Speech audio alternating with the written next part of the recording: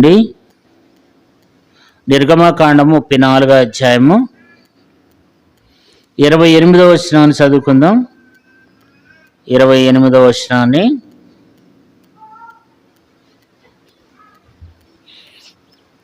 నిర్గమకాండము 34వ అధ్యాయము 28వ వచనం నుండి చదువుకుందాం. 28వ వచనాన్ని.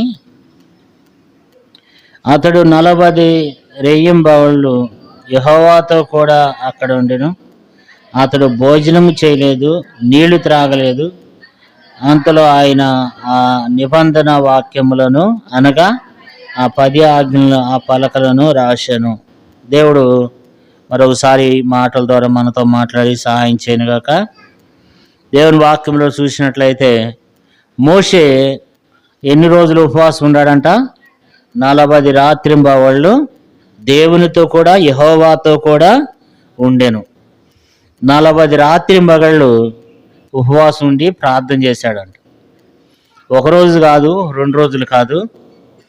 మరి ఈ దినాన మరి దేవుని వాక్యం మన మధ్యన ఉందంటే, దేవుని వాక్యాన్ని మనం చదువుకుంటున్నామంటే కారణం ఏంటంటే ఆయన మరి మోషే చేసినటువంటి ప్రార్థన. ఎన్ని రోజులు ఈ వాక్యం కొరకు ఆయన ప్రార్థన చేశాడంటే 40 రాత్రింబగళ్ళు ఆయన ఏం చేస్తాడు వచ్చినాడంట? ప్రార్థన చేస్తూ వచ్చినాడంట. అంటే అతడు భోజనం చేయలేదంట, నీళ్లు కూడా తాగలేదంట. 40 రాత్రింబగళ్ళు అంటే అంత గొప్ప ప్రార్థన మరి మోషే చేస్తూ వచ్చినాడు అనమాట. కాబట్టి అంత బలమైనటువంటి ప్రార్థన మోషే చేస్తూ వచ్చినాడు. మరి ఈ దినాల్లో అయితే మనము ఆ 40 రోజులు ప్రార్థన మనం చేయలేం. 40 రోజులు కాదు కదా, 4 రోజులు కూడా మనము అట్లా నీళ్లు తాగకుండా భోజనం చేయకుండా మనం చేయలేం. ఆ రోజుల్లో దేవుడు మోషేకి అంత బలం ఇచ్చినాడు, అంత శక్తి ఇచ్చినాడు. కాబట్టి మోషే ఆ బలమైనటువంటి ప్రార్థన చేస్తూ వచ్చినాడు. 40 రాత్రింబవళ్ళు యెహోవాతో కూడా ఉన్నాడంట. మరి భోజనం చేయలేదంట, నీళ్లు తాగలేదంట. కాబట్టి మరి దేవుడు తన వాక్యాన్ని ఇతరులు మరి తన ప్రజలైనటువంటి వారికి ఇవ్వటానికి మోషే ఎంతో అక్కడ ఉపవాస ప్రార్థన చేస్తూ వచ్చినాడంట. ఉపవాస ప్రార్థన చేస్తూ వచ్చినప్పుడు ఆ కొండ మీద మోషే మరి ప్రార్థన చేస్తూ వచ్చినప్పుడు దేవుడు మరి తన సహస్తాలతో ఏం చేస్తూ వచ్చినాడు? దేవుని వాక్యాన్ని 10 ఆజ్ఞల్ని దేవుడు ఇచ్చినాడు అన్నమాట. కాబట్టి మరి అప్పుడు మోషే ఏమైందంటే 29వ వచనం చూడండి. మోషే సీనాయి కొండ దిగుచుండగా శాస్త్రములు గల ఆ 2 పలకలు మోషే చేతులు ఉండెను. అతడు ఆ కొండ దిగుచుండగా ఆయన అతనితో మాట్లాడుతున్నప్పుడు తన ముఖ చర్మము ప్రకాశించిన సంగతి మోషేకి తెలిసి ఉండలేదు. మనము ఉపవాసం ఉండి ప్రార్థన చేస్తూ వచ్చినప్పుడు మనకు తెలియకుండానే మన ముఖం ఏం చేస్తుందంట? ప్రకాశిస్తూ ఉంటుంది అన్నమాట. కాబట్టి ప్రార్థన ఎక్కువ చేయటం ద్వారా మన ముఖములో తెలియనటువంటి ఆ యొక్క ముఖములో ప్రకాశం అనేది కనపడుతుంటుంది అన్నమాట. ప్రార్థన చేసిన కొలది మనలో ఒక రకమైనటువంటి వెలుగు ప్రవేశిస్తుంది అన్నమాట. ప్రార్థన అంత శక్తివంతమైనది. మోషే కూడా అలాంటి ప్రార్థన చేస్తూ వచ్చినప్పుడు మోషే ముఖ చర్మం ఏమైందంటే ప్రకాశించిందంట. అది అతనికి తెలియలేదు. కానీ మరి ఇతరులు అనేక మంది చూస్తూ వచ్చినారు. 30వ వచనం చదువుకుందాం. అహరోను ఇశ్రాయేలు వారందరూ మోషేని చూసినప్పుడు అతని ముఖ చర్మము ప్రకాశించిన కనుక వారు అతన్ని సమీపింపవెరసిరి. మోషేని చూస్తూ వచ్చినప్పుడు అతని ముఖ చర్మం ప్రకాశిస్తూ వచ్చిందంట. ఎవరు కూడా మోషేని సమీపింపలేకపోతూ వస్తున్నారంట. ఆ కొండ మీద నుండి ఆ రాతి పలకలు తీసుకుని దిగి వస్తుంటే చూసినటువంటి ప్రజలు మోషేలో ఉన్నటువంటి ఆ ముఖ ప్రకాశానికి ఇశ్రాయేలీయులు ఏం చేస్తూ వచ్చినారంటే మరి దాన్ని చూడలేకపోతూ వచ్చినారన్నమాట. కాబట్టి తన ముఖం మీద ఏం చేస్తూ వచ్చినాడంటే ముసుగు వేసుకుంటూ వచ్చినాడు. మనం చూసినట్లయితే 35వ వచనం చూడండి. 35వ వచనం. మోషే ముఖ చర్మం ప్రకాశింపగా ఇశ్రాయేలీయులు మోషే ముఖమును చూచిరి. మోషే ఆయనతో మాట్లాడుటకు లోపలికి వెళ్ళి వరకు తన ముఖం మీద ముసుగు వేసుకున్నాడు. కాబట్టి మోషే ముఖ చర్మము ప్రకాశింపగా ఇశ్రాయేలులు మోషే ముఖమును చూచిరి. మోషే తనతో మాట్లాడుటకు లోపలికి వెళ్ళు వరకు తన ముఖం మీద ముసుగు వేసుకున్నాడు. అంటే మోషే యొక్క ముఖం ఎలాగంటే అది మరి వెలుగుతూ ప్రకాశిస్తూ వచ్చిందనమాట. 40 దినాలు తను ప్రార్థన చేసినప్పుడు ఆ యొక్క ముఖ చర్మం ఆ ముఖ ప్రకాశం ఏమైందంటే మరి తన ముఖములో ఒక రకమైనటువంటి వెలుగు ప్రకాశిస్తూ వచ్చింది. యేసు ప్రభువారు కూడా కొండ మీద, యేసుక్రీస్తు ప్రభువారు కూడా ఆ కొండ మీద ప్రసంగం అయిపోయిన తర్వాత యేసుక్రీస్తు ప్రభువారు రూపాంతరం పొందినప్పుడు ఆ రూపాంతరం కొండ మీద కూడా ఏమైందంటే యేసు ప్రభువారి యొక్క ముఖం కూడా ఏమైంది, ఆయన ముఖం కూడా మరి ఎంతగానో ప్రకాశిస్తూ వచ్చిందంట. చూడండి, చదువుకుందాం. ఆయన వస్త్రాలు దగదగా మెరుస్తూ వచ్చినాయంట. లూకాసు వార్త 9వ అధ్యాయము, లూకాసు వార్త 9వ అధ్యాయము 29వ వచనం చదువుకుందాం. 29వ వచనం. ఆయన ప్రార్థించుండగా ఆయన ముఖరూపం మారెను, ఆయన వస్త్రములు తెల్లనివై దగదగా మెరిసెను. యేసు ప్రభువారు కూడా ఆ ప్రార్థన చేస్తుంటేనంట ఆయన యొక్క ముఖరూపం మారుతూ వచ్చిందంట. ఆయన వస్త్రములు తెల్లనివై దగదగా మెరుస్తూ వచ్చినాయంట. అంటే ప్రార్థన చేస్తున్నప్పుడు మనలో ఉన్నటువంటి ఆ ముఖ చర్మం కూడా ఏమవుద్దంటే మారుతుంది అనమాట. మనకు తెలియకుండానే మనలో నుండి ఒక రకమైనటువంటి వెలుగు మనలో కనిపిస్తూ ఉంటుంది అనమాట. కాబట్టి ఉపవాస ప్రార్థన అనేది మనకు చాలా అవసరం అన్నమాట. యేసు ప్రభువారు కూడా ఒంటరిగా ప్రార్థన చేస్తుంటే 18వ వచనం. అప్పుడు ఆయన ఒంటరిగా ప్రార్థన చేసి ఉండగా ఆయన శిష్యులు ఆయన యొద్ద ఉండిరి. సార్లు మనం ఇక్కడ చూసినట్లయితే యేసు ప్రభువారు ఒంటరిగా ప్రార్థన చేస్తూ వచ్చినాడు. మోషే కూడా ప్రార్థన చేస్తూ వచ్చాడు అనమాట. మోషే కూడా ఎన్ని రోజులు? 40 రాత్రి మగళ్ళు మోషే ప్రార్థన చేస్తూ వచ్చినప్పుడు మోషే ముఖ చర్మము మరి ఎంతగానో ప్రకాశించినట్లుగా దేవుని వాక్యంలో చూస్తూ ఉన్నాం. ద్వితీయోపదేశకాండం 9వ అధ్యాయంలో కూడా, ద్వితీయోపదేశకాండం 9వ అధ్యాయము దేవుని వాక్యంలో నుండి చూసినట్లయితే ద్వితీయోపదేశకాండం 9వ అధ్యాయము 9వ వచనము. ఆ రాతి పలకలు అనగా యెహోవా మీతో చేసిన నిబంధన సంబంధమైన పలకలు తీసుకొనుటకు నేను కొండ ఎక్కినప్పుడు అన్నపానములు మాని ఆ కొండ మీద 40 పగళ్ళు 40 రాత్రులు ఉంటిని అన్నాడు. అంటే 40 పగళ్ళు 40 రాత్రులు ఉన్నాడు మోషే. బైబిల్లో ప్రార్థన చేసినటువంటి సందర్భాలు అనేకమైనటువంటివి దేవుని వాక్యంలో రాయబడుతూ వచ్చినాయి అన్నమాట. కాబట్టి మోషే 40 రాత్రులు 40 మరి పగళ్ళు ఉన్నప్పుడు దేవుడు ఆయన ప్రార్థన ఆలకించినట్లు దేవుని వాక్యంలో చూస్తూ ఉన్నాం. 10వ అధ్యాయం 10వ వచనం చూడండి. ద్వితీయోపదేశకాండం 10వ అధ్యాయం 10వ వచనం. నేను మునుపటి వలె 40 పగళ్ళను 40 రాత్రులను కొండ మీద ఉండగా యెహోవా ఆ కాలమున నా మనవి ఆలకించి. కాబట్టి ఇక్కడ మనం చూసినట్లయితే దేవుడి ప్రజలు నశింపజేయకుండా దేవుడు మానివేసినాడంట. నిజంగా మోషే మరి ఎంతో గొప్ప ప్రార్థన పరుడు అనమాట. చాలా ప్రార్థన పరుడు మోషే మరి ప్రార్థన చేస్తుంటే దేవుడు ఎంతో ఆలకించేవాడు అనమాట. మోషే ఎలాంటి వాడంటే ప్రజల పక్షంగా భారం కలిగినటువంటి వాడు. ప్రజల ఎడల ఎంతో భారం కలిగి మోషే ప్రార్థన చేస్తాడు అనమాట కదా. చూడండి 99వ కీర్తనలో 99వ కీర్తన 6వ వచనం. ఆయన యాజకుల్లో మోషే అహరోనులుండిరి, ఆయన నామును బట్టి ప్రార్థించేవారిలో సమూయేలు ఉండెను. వారు యెహోవాకు మొరపెట్టగా ఆయన వారికి ఉత్తరం ఇచ్చెను. ఇక్కడ మనం చూసినట్లయితే మరి ఆయన యాజకులు ఎవరున్నారంట? మోషే అహరోనులు ఉండిరి. ఆయన నామాన్ని బట్టి ప్రార్థన చేయవారిలో సమూయేలు ఉండెను. వారు యెహోవాకు మొరపెట్టగా ఆయన వారికి ఉత్తరం ఇచ్చెను. దేవుని యొక్క నామంలో మరి మోషే ఎక్కువ ఏం చేస్తూ వచ్చేవాడు? ప్రార్థన చేస్తూ వచ్చేవాడు అనమాట. ఇశ్రాయేలు విషయంలో కూడా దేవుడు అంటాడు, చూడండి ఇర్మీయా గ్రంథం 15వ అధ్యాయం 1వ వచనం. ఇర్మీయా గ్రంథం 15వ అధ్యాయం 1వ వచనంలో కూడా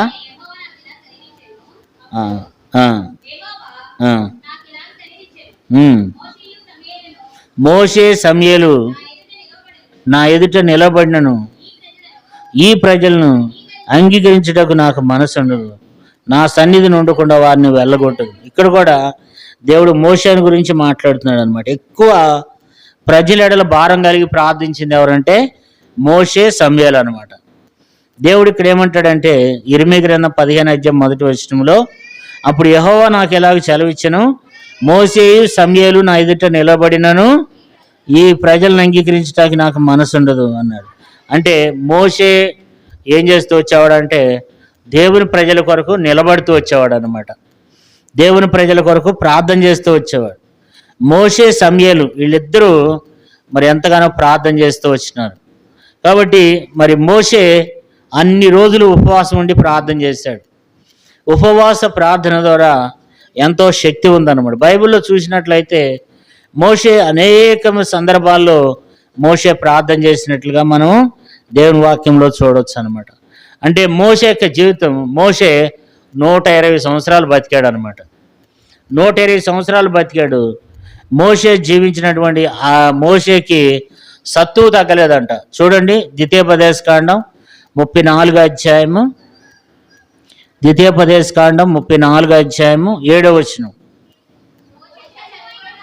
మోషే చనిపోయినప్పుడు 120 సంవత్సరములు ఈలు గలవాడు, అతడు దృష్టి మాంద్యం లేదు, అతని సత్తువ తగ్గలేదు. అంటే మోషే చనిపోయినప్పుడు అంటే కంటి చూపు తగ్గలేదంట, తర్వాత తన ఓపిక తగ్గలేదంట, తనలో ఉన్నటువంటి సత్తువ తగ్గలేదంట. మోషే అంత బలమైనటువంటి ప్రార్థనా పరుడు అనమాట. దేవుడు మోషేకి ఆ బలం ఇచ్చినాడు అనమాట. మరి మోషే 120 సంవత్సరాల్లో మరి 40 సంవత్సరాలు ఎక్కడున్నాడు? ఇంటి దగ్గరే ఉన్నాడు, ఫరో కుమార్తె దగ్గర ఉన్నాడు. తర్వాత 40 సంవత్సరాలు మోషే మామ దగ్గర ఉన్నాడు. 40 సంవత్సరాలు దేవుని సేవ చేశాడు. ఇశ్రాయేలు ప్రజలను ఏం చేస్తూ వచ్చినాడంటే ఇడిపిస్తూ వచ్చినాడు అనమాట. ఇశ్రాయేలు ప్రజల కొరకు ఎంతో సేవ చేసిన వాడు మోషే అనమాట. కాబట్టి మోషే చాలా ప్రార్థనపరుడు, మరి ఎంతో విశ్వాసం కలిగినటువంటి వాడు. ప్రార్థనపరుడు, తర్వాత విశ్వాసం కలిగిన వాడు కదా. హెబ్రీయులకు రాసిన పత్రిక 11:24 మరి విశ్వాస వీరులు ఉంటారు అక్కడ. అక్కడ వాళ్ళతో పాటు ఎవరి పేరు ఉందంటే మోషే పేరు కూడా అక్కడ దేవుడు రాసి పెడుతూ వచ్చినాడు అనమాట. హెబ్రీయులకు రాసిన పత్రిక 11:24 మోషే ఎలాంటి వాడు? విశ్వాసం కలిగిన వాడు కదా. అందుకని మోషే గురించి అక్కడ రాయబడింది అనమాట. చాలా మనం ఇక్కడ చూసినట్లయితే మోషే గురించి హెబ్రీయులకు రాసిన పత్రిక మరి 11వ అధ్యాయంలో రాయబడింది అని అంటే మోషే ఏం చేస్తూ వచ్చినాడు అని అంటే మోషే ఎంతో బలమైనటువంటి వ్యక్తిగా ఉంటూ వచ్చినాడు అనమాట. మోషే విశ్వాసంలో మరి విశ్వాస యూరుడు అనమాట. విశ్వాసం కలిగినటువంటి వాడు మోషే. అంతేకాదు మోషే ఎలాంటి వాడంటే చూడండి 11:27 హెబ్రీయులకు రాసిన పత్రిక 11:27 చదవండి.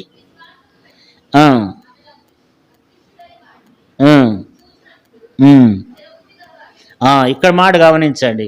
మోషే అలాంటి వాడంట స్థిరబుద్ధి కలిగిన వాడు. స్థిరబుద్ధి అంటే ఈరోజు ఒక రకంగా, రేపు ఒక రకంగా, ఎల్లుండి ఒక రకంగా ఉండేవాడు కాదు మోషే. మోషే స్థిరబుద్ధి కలిగిన వాడంట కదా. మోషేలో మనం చూసినట్లయితే ఒకటి ప్రార్థనాపరుడు, రెండో విషయం ఏంటంటే విశ్వాసం గలవాడు, మూడో విషయం ఏంటంటే స్థిరబుద్ధి కలిగిన వాడు అనమాట. స్థిరబుద్ధి అంటే మనం కూడా ఏమై ఉండాలి? స్థిరత కలిగి ఉండాలి, స్థిరబుద్ధి కలిగి ఉండాలి. మోషే కూడా ఏం చేస్తూ వచ్చినాడంట? స్థిరబుద్ధి కలిగి ఉన్నాడంట కదా. తర్వాత మోషే మరి 3వ అధ్యాయం హెబ్రీయులకు రాసిన పత్రిక 3వ అధ్యాయం 2వ వచనం మోషే నమ్మకమైన వాడంట. దేవుని ఇల్లంతట్లో మోషే నమ్మకం ఉన్నట్లు చాలా మనం ఇక్కడ చూస్తే మోషే దేవుని ఇల్లంతట్లో నమ్మకమైన వాడు అనమాట. సంఖ్యాకాండం 12వ అధ్యాయంలో కూడా దేవుడు అంటాడు అక్కడ మోషే నా ఇల్లంతట్లో నమ్మకమైన వాడని. కాబట్టి మోషే ఎంతో నమ్మకమైన వాడు.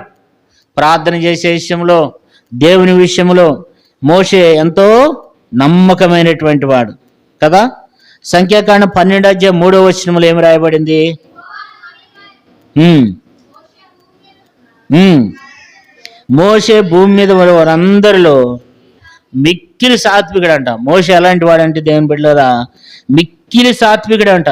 మోషే మిక్కిలి సాత్వికం కలిగిన వాడు అన్నమాట కదా. ఇప్పుడు మోషేలో మనం చూస్తూ వచ్చినాం, ఒకటి ప్రార్థనాపరుడు, రెండోది విశ్వాసం గలవాడు, మూడోది స్థిరబుద్ధి గలవాడు, నాలుగోది నమ్మకమైన వాడు కదా. అంతేనా? ప్రార్థనాపరుడు, విశ్వాసం గలవాడు, స్థిరబుద్ధి గలవాడు, నమ్మకమైన వాడు, సాత్వికుడు, మిక్కిలి సాత్వికుడు అనమాట. మోషేల ఆ గొప్ప లక్షణాలు ఉన్నాయి. అంతేకాదు హెబ్రీయులకు రాసిన పత్రికలో 11:24 ఏముందంటే, ధనమును అధికారాన్ని ఏం చేశాడంట? చదువమ్మది. మోషే పెద్దవాడైనప్పుడు విశ్వాసమును బట్టి ఐగుప్తు ధనము కంటే క్రీస్తు విషయమై నింద గొప్ప భాగ్యమని ఎంచుకున్నాడు. అంటే ధనాన్ని త్రోసివేశాడంట, అధికారాన్ని తోసివేశాడంట. మనం ఎప్పుడన్నా ధనాన్ని మనం ఎప్పుడన్నా తోసివేస్తామా? అసలు ధనం అంటేనే మనం పానము కదా. మోషే అంట మరి ఐగుప్తు ధనాన్ని త్రోసివేస్తూ వచ్చినాడంట. ఫరో కుమారుడు అని అనిపించుకోవడానికి మోషే ఇష్టపడలేదంట కదా. మరి నేను ఫరో కుమారుణ్ణి అని అనిపించుకోవడానికి ఇష్టపడలేదంట. మరి ఆ యొక్క ఫరో కుమార్తె యొక్క కుమారుణ్ణి అని అనిపించుకోవడానికి మోషే ఎంత మాత్రం కూడా ఇష్టపడలేదంట. మోషే సుఖాన్ని మరి మోషే అక్కడ నిజంగా మోషేకి ఆ ఫరో కుమార్తె అతన్ని మరి పెంచుకుంది అనమాట. చిన్నతనం నుండే తనను పెంచుకుంది. అయితే ఆ మోషే మరి ఏం చేస్తూ వచ్చినాడంటే ఐగుప్తు ధనాన్ని తోసివేస్తూ వచ్చినాడంట. చూడండి 24 మోషే పెద్దవాడైనప్పుడు విశ్వాసమును బట్టి ఐగుప్తు ధనము కంటే క్రీస్తు విషయమై నింద గొప్ప భాగ్యమని ఎంచుకుని అల్పకాల పాపభోగ్యం అనుభవించుట కంటే దేవుని ప్రజలతో శ్రమ అనిపించుట మేలని యోచించి ఫరో కుమార్తె యొక్క కుమారుని అనిపించుకున్నటకు ఒప్పుకొనలేదు కదా. కాబట్టి మోషే ఏం చేస్తూ వచ్చినాడంటే మరి అల్పకాల పాపభోగాన్ని అనుభవించడానికి మోషే ఇష్టపడలేదంట. మోషే ఏమి ఇష్టపడ్డాడు అని అంటే, మోషే ఐగుప్తు ధనానికంటే కూడా క్రీస్తు విషయమై నింద గొప్ప భాగ్యమని ఎంచుకున్నాడంట. ఐగుప్తు ధనాన్ని విడిచిపెట్టేశాడంట. ఫరో కుమార్తె యొక్క కుమారుని అనిపించుకోవడానికి కూడా ఇష్టపడలేదంట. రాజాగ్ని తోసివేస్తూ వచ్చినాడంట కదా. అంటే మోషే ఏం చేస్తూ వచ్చినాడంటే ధనాన్ని త్రోసివేస్తూ వచ్చినాడు అనమాట. సర్వసాధారణంగా ధనాన్ని మనం ఏం చేయము, మనం త్రోసివేయం. కానీ మోషే అయితే ఏం చేస్తూ వచ్చినాడంటే ఐగుప్తు ధనాన్ని త్రోసివేస్తూ వచ్చినాడంట. నాకు ఆ ధనం అవసరం లేదని త్రోసివేస్తూ వచ్చినాడు. అంతేకాదు మోషే ఏం చేస్తూ వచ్చినాడంట దేవుని మాటకి. హెబ్రీయులకు రాసిన పత్రిక 12 హెబ్రీయులకు రాసిన పత్రిక 12 అక్కడ ఏముందంటే 21 మరియు ఆ దర్శనం ఎంతో భయంకరంగా ఉన్నందున మోషే నేను మిక్కిలి భయపడి వణుకుతున్నానండి. మోషే ఏం చేస్తూ వచ్చినాడు? మిక్కిలి భయపడి ఏం చేస్తూ వచ్చినాడంట? వణుకుతూ వచ్చాడంట. మోషే ఆ దర్శనం ఎంతో భయంకరంగా ఉన్నందున నేను మిక్కిలి భయపడి వణుకుతున్నాను. మోషే ఏం చేశాడంటే దేవుని మాట కంట మోషే మిక్కిలి భయపడి వణుకుతూ ఉండేవాడంట కదా. కాబట్టి మోషే ఏం చేస్తూ వచ్చినాడంటే దేవుని మాట మోషే వినేవాడు అనమాట. అంటే మోషే మాట వినేవాడని అర్థం అనమాట కదా. ఇప్పుడు మోషే విషయంలో మనం చూస్తూ వచ్చినాము. మోషే విషయంలో ప్రార్థనాపరుడు, రెండోదిగా విశ్వాసం గలవాడు, మూడోదిగా స్థిరబుద్ధి గలవాడు, నాలుగోదిగా నమ్మకమైన వాడు, ఐదోది సాత్వికం గలవాడు, ఆరోది ధనాన్ని అధికారాన్ని త్రోసివేసినవాడు, ఏడోది దేవుని మాట వినేవాడు అనమాట కదా. నిర్గమకాండం 40 నిర్గమకాండం 40 16 మోషే ఆ ప్రకారం చేసెను, యెహోవా అతనికి ఆజ్ఞాపించిన వాటన్నిటినీ చేసెను.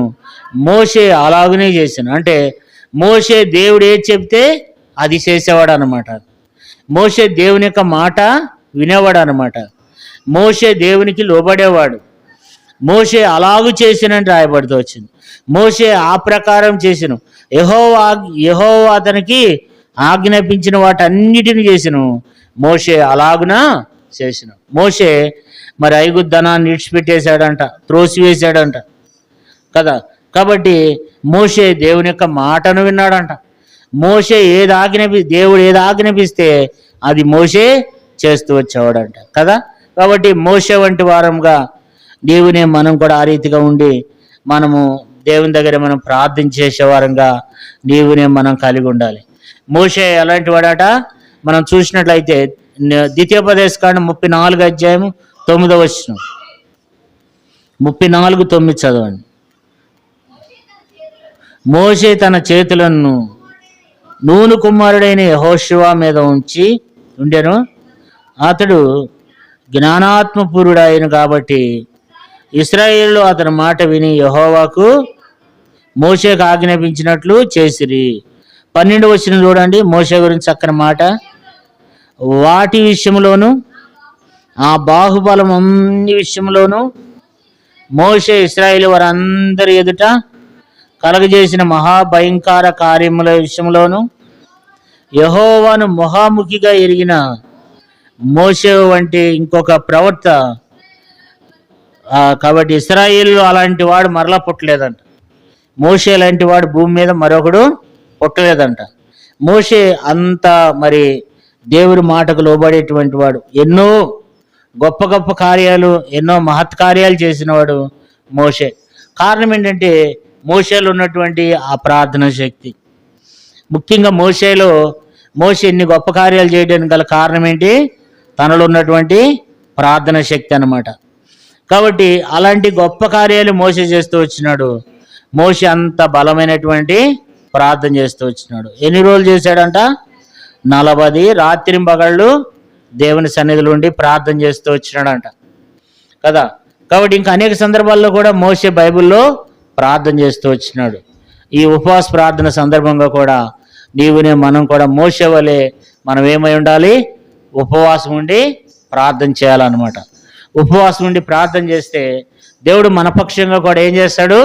మనకున్న అనారోగ్యాల నుంచి, మనకున్న ఇబ్బందుల నుంచి, మనకున్న కష్టాల నుంచి, మనకున్న బాధల నుంచి, మనకు వచ్చే ఇబ్బందులు అన్నిటి నుంచి కూడా దేవుడు ఏం చేస్తాడు? మనలను కాపాడి రక్షిస్తాడు. దేవుడి కొద్ది మాటలను దీవించి ఆశీర్వదించునుగాక. మనం ప్రార్థన చేద్దాం, ప్రార్థనలోకి వెళ్దాం. మరి